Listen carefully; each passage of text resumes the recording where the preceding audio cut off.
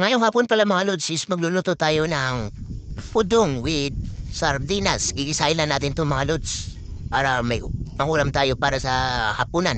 Kaya tutuin na natin. Let's do. Gayin natin itong ricado mga lods.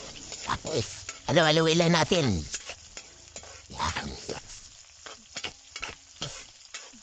Hanggang lumabas yung aroma ng natin.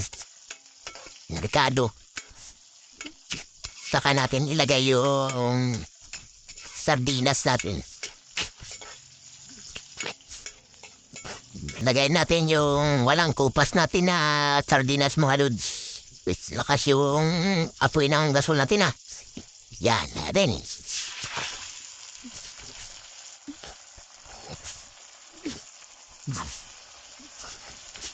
Ayun natin sa mga lods.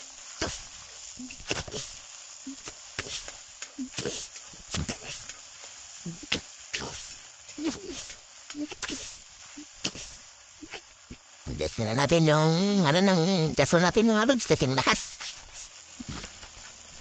Mapapakit tayo nito. Ito na natin natin. Kaso natin. Imported kasi bagong bili lang yun. Kaso natin na rin. Malakas pa yung apoy nito.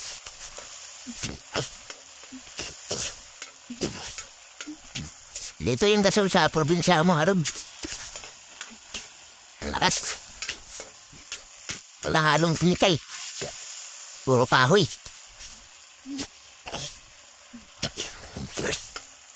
Tubig, mga lods.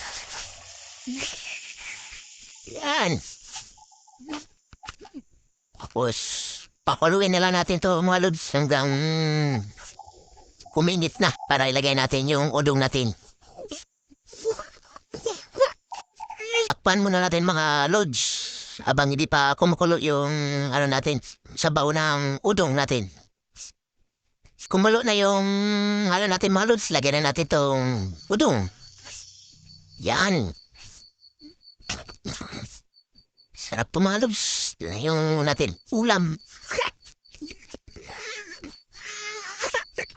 Kapa tiplan ito. Pakulain ko mo na mga lods. Sarap o tiklan. Lagyan na natin ang timpla mga lods.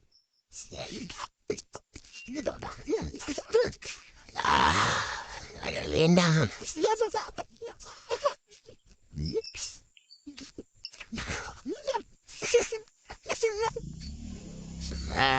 Tikman natin mga lods kung okay ba yung lasa.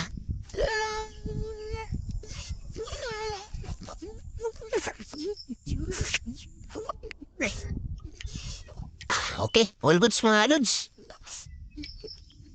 Ako lang konti para malambot na yung udong. Pwede na itong ulamin, panghapunan. Okay, check natin mga lods kung huwi na. Okay, luto na itong ulam natin mga lods. Pwede na itong hahungin, tsaka gawing ulam, hapunan.